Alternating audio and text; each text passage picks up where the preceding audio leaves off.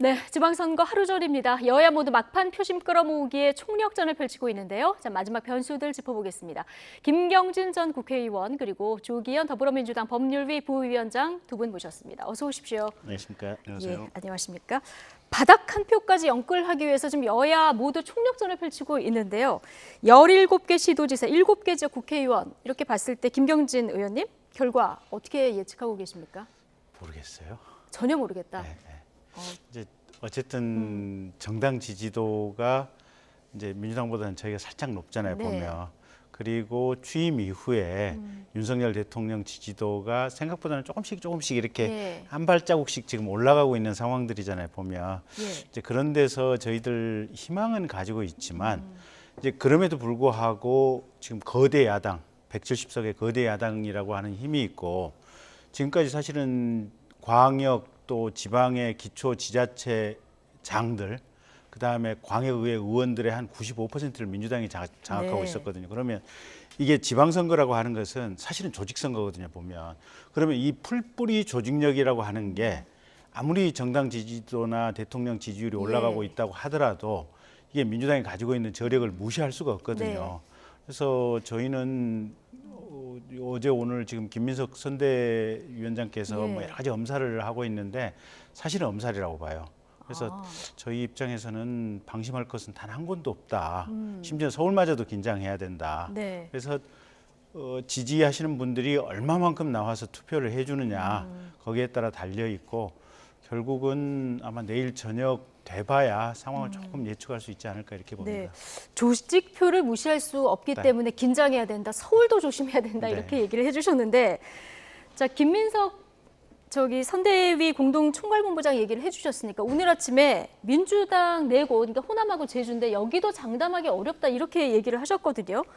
이거 굉장히 오늘 더 보수적으로 접근을 하셨는데 진짜 위기로 보는 겁니까? 아니면 이것도 역시 엄살입니까? 민주당은 지금 엄살할 만한 상황이 아니고요. 네. 오히려 국민의힘 측에서 막판 또 이제 지지층 결집을 위해서 엄살 아닌 엄살을 하시는 걸로 보이는데요. 실제 선거 상황 자체가 매우 어려운 선거죠. 민주당으로서는 이게 이제 조직력 말씀을 하셨는데 조직력이 작동을 하려면 당원이나 지지자들이 이번 선거를 반드시 투표해야 되는 동기부여가 좀 있어야 되는데 대선 패배 이후에 좀 이제 그러한 부분들이 좀 많이 낮아졌고 실제 네. 당이 이제 더 결집을 해서 그래도 우리한테 좀 힘을 주셔야 된다 이렇게 좀 모아가도 부족할 판에 막판 또 여러 가지 혼선도 있고 해서 매우 어려워진 선거인 것은 사실입니다. 예. 그래서 그나마 확실한 4곳에서도 좀 어려움이 있다라고 말씀을 드리는 게 엄살은 아니고 예. 다만 이제 막판 지지층 결집이 되면 경합지에서 이길 수 있는 지역이 한두 군데 더 나올 수 있지 않을까 이런 기대를 가지고 막판 최선을 다하고 있습니다. 예. 민주당은 얼마 전까지 갈등이 좀 있었는데 이게 이제 봉합이 됐고 오늘은 대전, 세종, 서울 위주로 좀 유세를 하고 있고요. 자, 국민의힘은 이준석 대표만 제주로 가고 오늘 오전에 보니까 지도부가 경기도로 총출동을 한 이런 상황입니다. 네. 자, 무박 5일 일정으로 지금 경기도를 돌고 있는 김은혜 후보. 자, 그런데 악재가 하나 좀 발생했죠. 재산 축소 신고를 선관위가 인정을 하면서 관련 내용이 내일 투표소 앞에 공지가 되는데 관련한 여야 공방 잠시 듣고 오시겠습니다. 중대한 선거법 위반이고 그리고 누락한 금액이 16억 원 이상 달하는 것을 알고 있습니다. 예. 만약에 당선이 되더라도 선거 무효액이 나올 수 있는 정도로 중범죄가 있고요. 또 자기 재산도 이렇게 신고를 제대로 못하는 분이 어떻게 경기도에 큰 예산을 달면서 도정을 살필 수 있는지 지난번 사자 토론회 때 김은혜 후보는 신고를 허투루했다면 벌 받겠다고 공언했거든요. 예. 이제는 사실대로 밝히고 벌 받아야지요. 그분은 판사 안 하셨잖아요. 저는 판사 있는 사람인데요. 고의성 여부에 따라 달라지나요? 그분은 상대 후보니까 어떻게든지 상대 후보 입장에서는 자기 정치적인 그 상대방에 대해서 끌어내리고 싶겠죠. 그러나 객관적으로 보면 예. 그 자체가 유죄가 되기 좀 어려워 보인다. 고의성이 있는 것이 아니기 때문에 고의로 해야 되는 것이지 실수를 한 것 자체는 처벌하지 않도록 되어 있는 거거든요. 본인도 모르게 실무자들이 한 것이면 그에 대한 처벌 자체가 무죄가 될 수가 있는 거죠. 그러니까. 알겠습니다. 네, 자, 민주당은 지금 재산신고 누락은 당선 무효 사유가 될 수 있다 이런 주장을 하고 있고요. 국민의힘 김기현 위원장 얘기 들어보셨지만 내가 판사 출신이라 잘 아는데 이게 고의성이 없기 때문에 유죄가 되기 어렵다 이렇게 얘기를 하고 있거든요. 두 분도 법률가시니까 두 분 의견을 좀 들어보겠습니다. 먼저 조기현 위원장부터 얘기를 좀 해주시겠습니까? 예, 그 축소 신고한 가액이 16억이 넘습니다. 그리고 이건 단순한 실수라고 보기 어려운 게 계속 매년 이 국회의원 재산 신고를 했기 때문에 공시지가를 반영한 세금으로 단순하게 계산이 되는 겁니다. 민주당이 이의 제기한 내용도 세금 계산을 해보니까 축소 신고한 내용이 맞거든요. 근데 이거를 세 차례에 걸쳐 신고하면서도 이 내용을 확인하지 않았다는 것은 의도가 있는 허위 신고라고 볼 수밖에 없고요. 이런 경우라면 공직선거법상 허위사실 공표가 되기 때문에 당선 무효에 이를 수 있는 사유라고 분명히 보고 있습니다. 왜냐하면 뭐 지금 이제 비례대표 국회의원인 양정숙 의원 같은 경우에도 재산 축소 신고 때문에 예. 1심에서 아마 당선 무효형을 선고받은 적이 있거든요. 그 내용적인 측면에서 크게 다르지 않기 때문에 가액, 축소 신고한 가액이라든가 예. 또 반복적으로 축소 신고를 해왔다는 점에서 당선 목적의 어떤 목적성 또 고의성이 인정될 가능성이 높다고 봅니다. 예. 자, 김은혜 후보 측은 실무자의 일부 착오다. 앞으로 만전을 기하겠다 이렇게 얘기를 했는데요. 김경진 전 의원께서는 어떻게 보십니까? 글쎄, 저기 착오겠죠. 뭐 재산을 100몇십억을 신고를 하면서 네. 16억을 추가로 더 신고를 하느냐 마느냐가 얼마만큼 중요하겠어요 보면. 그래서 저거는 실무자의 착오가 분명한데 이제 뭐 기소가 될지 안 될지는 이제 지켜봐야 되겠지만 20대 국회 출발할 때 우리가 김홍걸 의원 같은 경우도 지금 뭐 10억대 이상 아마 재산 무슨 임대차 관련 누락했다고 해서 선거법 위반으로 재판을 받으셨던 걸로 기억이 나요. 예. 그리고 조수진 의원님 같은 경우도 아마 통장에 아마 통으로 하나인가 두 개인가가 한 3억인가 4억인가 이게 통장이 통으로 빠져가지고 똑같이 아마 재판 받으셨던 걸로 기억이 나는데 네, 결과 어땠습니까? 제 기억으로는 예. 두 분 다 아마 벌금 80만 원 나왔던 것 같아요. 그러니까 저게 지금 뭐 김기현 원내대표님 말씀대로 저게 지금 이제 뭐 실수로 해서 뭐 기소가 될지 안 될지 요건 지켜봐야 되겠지만 최소한 뭐 10억대 정도 재산 누락됐다고 기소됐던 김홍걸 의원도 100만 원 미만형이 선고가 됐고 뭐 한 3, 4억대 예금 통째로 누락했던 조수진 예. 의원 같은 경우도 벌금 80만 원이 선고됐기 때문에 저 자체가 만약에 기소가 된다고 하더라도 제 추정컨대는 저게 무슨 당선 무효형에 이를 것이다라고 하는 것은 이제 저렇게 말씀을 하심으로써 선거 표심에 영향을 미치기 위한 어떤 국민들에 대한 저 자체를 활용한 어떤 여론 선전전의 가능성이 높지 않나. 물론 사법부 판결은 사실은 지금은 예단할 수는 없죠. 예. 근데 전에 유사 사건에서 이런 형량 선고가 있었다. 이 정도까지는 제가 말씀드릴 수 있겠어요. 고의성이 없다면 이제 당선 무효형이 되기는 어렵다. 자, 이렇게 말씀해 주셨는데요. 자, 그리고 국민의힘에서는 이제 김동연 후보를 향해서 공세를 하나 펴고 있는데 명절 선물을 지인의 특정 업체에게 이제 몰아줬다 이런 의혹이거든요. 그러니까 기재부 장관 시절의 일인데요. 지금에 와서 이제 결과적으로 보니까 그 명절 선물을 공급한 업체의 대표가 김동연 후보와의 어떤 아는 관계다 이 사실밖에 없는 거거든요. 네. 근데 실제 내용은 국가계약법에 의해서 담당자가 계약 절차에 의해서 진행을 한 겁니다. 여기서 문제가 있었다면 내부 감찰이나 감사에서 문제가 됐을 사안이기 때문에 선거용으로 지금 이제 우연한 몇 가지 사실관계를 조합해서 공세를 하고 있는 것이다 이렇게 봅니다. 아무 네. 문제가 없는 사안입니다. 단순히 우연치 않은 사람의 업체였다. 자, 이런 설명이신데요. 지금 김은혜 후보 측에서는 김동연 후보를 좀 고발 조치를 했거든요. 그러니까 이제 우연인데 네. 우리가 통상 우연의 확률이나 가능성이 뭐 얼마나 있을까? 저 정도의 이제 그런 점에서는 우리가 이제 조금 생각해봐야 될 대목들이 좀 있는 거고요. 예. 어쨌든 이게 결국은 사법의 영역으로 들어가게 됐잖아요. 그래서 좀 뭐 수사하는 과정이라든지 이런 부분 좀 지켜보시면 되지 않을까 싶습니다. 예. 선거 끝나고 나면 한동안 또 이제 시끌시끌한 여러 가지 변수들이 좀 있을 것 같은데요. 자, 말 한마디 한마디에 신중해야 하는 때 윤호중 위원장 실언 논란도 좀 발생했습니다. 상대 후보를 향해서 이른이 넘으셔서 새로운 걸 배우시기에는 좀 그렇다 이 발언인데요. 오늘 아침 윤호중 위원장의 해명 그리고 여당의 비판까지 같이 듣고 오시겠습니다. 송기훈 씨가 아마 국민의힘 증평군수 후보로 나온 것 같은데 네. 그 송기훈 씨에 대해서 이른이 넘으셨으니까 새로운 걸 배우기 좀 그렇잖아요. 이 발언이 이제 그 나이를 가지고 차별하는 것 아닌가 이런 그렇네요. 예. 예, 그렇게 들으셨다면 정말 죄송합니다. 네. 사실 이제 연기자로서 성공하신 분이기 때문에 예. 이 국민들로부터 사랑받는 연기자로 계속 남으시면 어떨까 하는 좀 덕담을 드리다가 조금 그 표현이 과했던 것 같습니다. 막말이다 이렇게 보고 있고요. 나이는 숫자에 불과한 거 아니겠습니까? 나이가 중요한 게 아니라 생각이 얼마나 젊으냐 이게 더 중요하다고 봅니다. 그래서 그 부분에 대해서는 윤호중 비대위원장은 국민 앞에 사죄해야 된다고 봅니다. 네. 자, 윤호중 위원장이 어제 충북 증평문수 지원 유세에서 한 말이 지금 논란이 되는 건데 과거 선거에서도 이제 나이 관련 발언들이 좀 문제가 된 적들이 좀 있습니다. 자칫 표심이 흔들릴 수 있기 때문에 오늘 윤호중 위원장도 빠르게 사과를 했죠. 그렇습니다. 명백한 실언이고요. 잘못된 발언이죠. 다만 이제 이게 특정 연령에 대한 어떤 배제나 이런 걸 의도한 발언은 아니라고 보여지고요. 예. 민주당 후보 전국적으로 보면 70대 이상 되셔서 왕성하게 활동하시는 분들 많은데요. 뭐 그런 분들 전체에 대해서 연령을 가지고 이제 평가한 것이라고는 볼 수 없고 지금 네. 말씀하신 대로 송기훈 후보가 이제 배우자로 살아오신 분이고 이걸 이제 평가하는 과정에서 이제 나온 실언이라고 봅니다. 예. 사과하셨고 또 네. 필요하면 더 사과하셔야죠. 네. 사과를 했기 때문에 이제 표심에는 큰 영향이 없을까요? 어떻게 보십니까? 표심에 영향을 미쳐줬으면 하는 개인적인 희망은 있지만 네. 사과하셨으니까 뭐 네.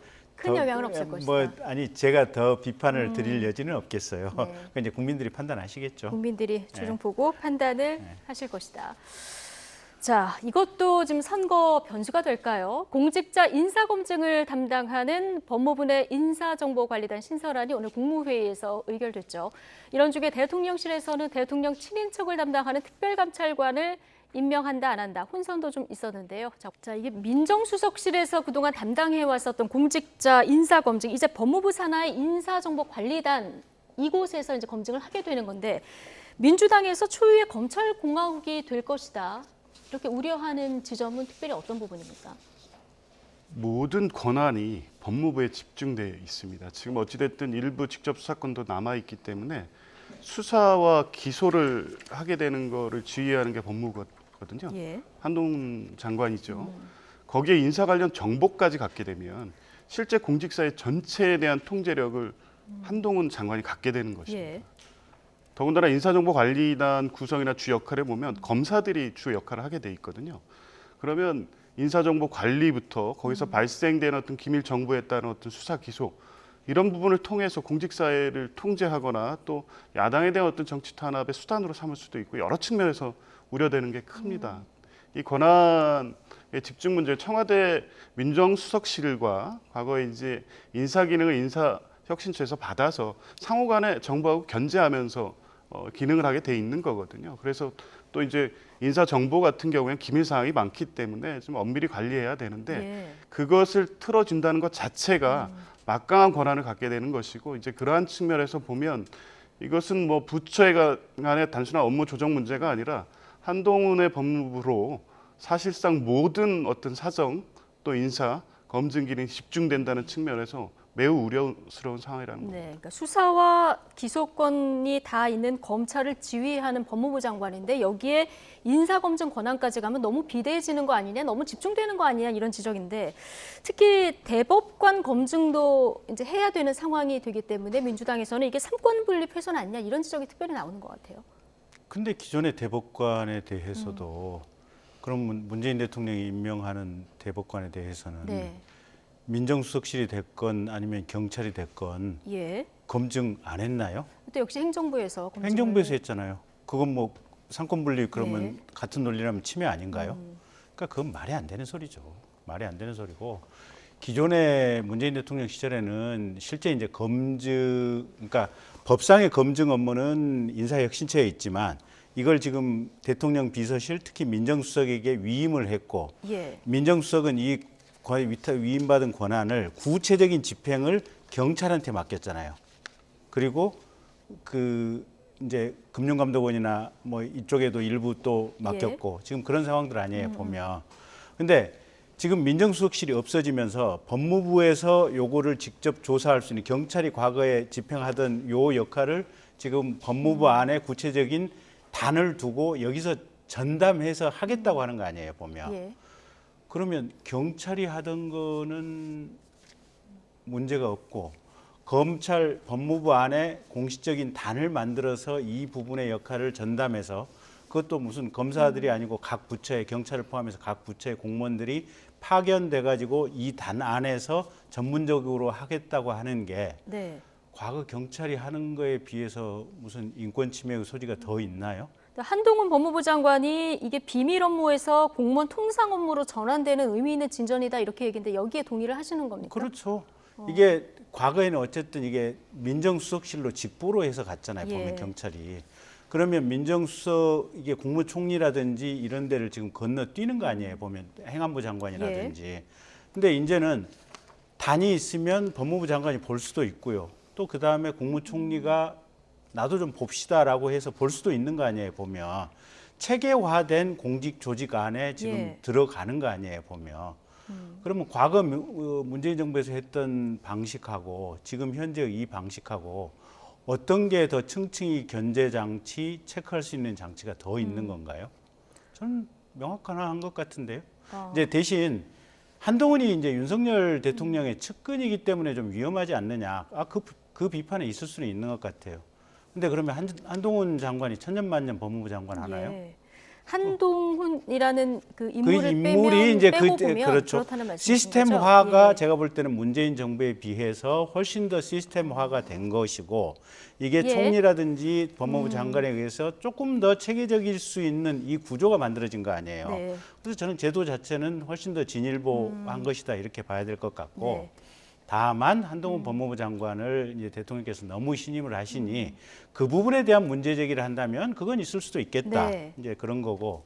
그다음에 두 번째, 사실은 윤석열 대통령이 후보 시절부터 지금까지 이제 법무부 장관을 통해서라도 또는 대통령이 검찰에 대한 수사 지휘권을 아예 행사하지 않겠다. 법조문상으로 남아 있어도 남아 있다고 하더라도 네. 행사하지 않겠다. 법조문 자체도 없애겠지만 이런 입장이고. 그다음에 수사권도 지금 과거에 모든 범죄 수사권 행사하던 검찰에서 2020년 법 개정으로 6대 범죄만 남았잖아요, 검찰에. 네. 다 기본 수사권은 지금 경찰로 갔잖아요. 최근에는 4달 지나면 이제 2대 범죄만 수사권이 남는 거 아니에요. 근데 무슨 검찰공화국. 그러니까 예. 민주당은 제가 볼 때는 그냥 검찰만 그냥 끌어들여서 비판이 되는 걸로 그냥 모든 어떤 정치적인 예. 프로파간다를 삼고 있는 것 같아요. 근데 그게 정확하지도 않아요, 보면. 알겠습니다. 지금 김경진 의원이 얘기하시는 동안 조기현 부위원장께서 막 옆에서 적고 계셨는데 여기에 대한 반박하고 네. 저희가 시간이 많지 않아서 특별감찰관제도 폐지한다 만다 말이 좀 있었는데 자 오늘 아침 대통령실에서 이거 혼선이 있었던 것에 대해서 사과를 하면서 국회가 이걸 추천하면 지명해야 한다 이렇게 얘기를 했거든요. 자, 두 가지 사안 좀 엮어서 좀 얘기를 해주시죠. 일단 말씀하신 내용 중에 한동훈 장관이기 때문에 문제되는 건 분명합니다. 그런데 그 부분도 있지만 지금 법률 체계상 맞지 않습니다. 정부 조직법에 각 부처의 업무 영역이 정확히 다 규정이 되어 있습니다. 법무부는 검찰 행여 인권 옹호 출입국 관리 그 밖에 법무부에 관한 사항입니다. 인사 검증의 내용이 없습니다. 그러면 국가공무원법에 의해서 이제 인사혁신처와 관련된 내용들이 규정되어 있는데 지금 이걸 대통령령으로 하고 법무부 직제 개편 안만으로 해서 예. 법무부 장관이 인사검증을 담당하도록 하는 것 자체가 법률에 위반되고 위헌적 요소가 대단히 법을 큽니다. 바꿔야 된다는 말씀이시죠? 예, 그렇습니다. 그러니까 정부 조직법상에 법무부가 행할 수 있는 권한이 없는 내용을 지금 대통령령으로 신설한 거거든요. 예. 그런 측면에서 보면 이 법률 자체에도 큰 문제가 있고 한동훈 장관이 그간 야당에 대해서 보였던 태도를 보면 이게 순수하게 시스템이 안정화되고 체계화했다는 것으로 평가가 끝날 수 있는 일이냐 그렇게 보지 않습니다. 철저하게 대통령의 입장에서 야당 또 공직사의 기능을 통제하겠다는 의도를 분명히 밝히고 있었습니다. 그것도 검찰권을 이용해서. 그런데 그 내용을 구체화한 게 임사 검증의 영역까지 지금 가 있는 겁니다. 이제 이런 부분에 집중 권한이 있고 거기에 한동훈이란 문제 때문에 실제 이러한 정도로 검찰권을 한 사람에 집중시켜서 예. 하는 부분에 있어서의 문제를 지적하지 않을 수 없고요.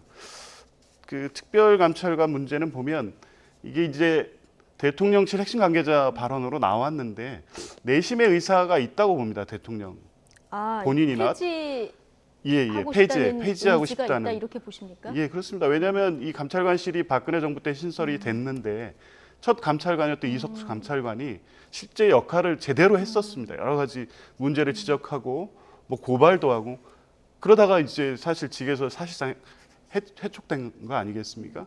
만약 이제 그러한 정도의 특별감찰관 역할을 하게 되면 실제 친인척 관리에서의 어떤 여러 가지 감찰 문제가 나올 텐데 지금 윤석열 대통령 가족 관련된 문제, 또 김건희 여사 문제, 장복 문제 여러 가지 지금 문제가 많지 않습니까? 이런 부분에 대한 감찰 기능이 상실화되는 거에 대해서 대단히 부담스러울 겁니다. 근데 민정수석실은 폐지됐고 이게 법무부에서 역할을 하게 되면 사실상 부담이 없기 때문에 특별감찰관 제도를 다시 임명해서 실행하겠다고는 했지만 막상 정권을 잡은 후에는 안 했으면 하는 생각이 있었던 것이고 그게 드러났던 게 아닌가 이렇게 보여집니다.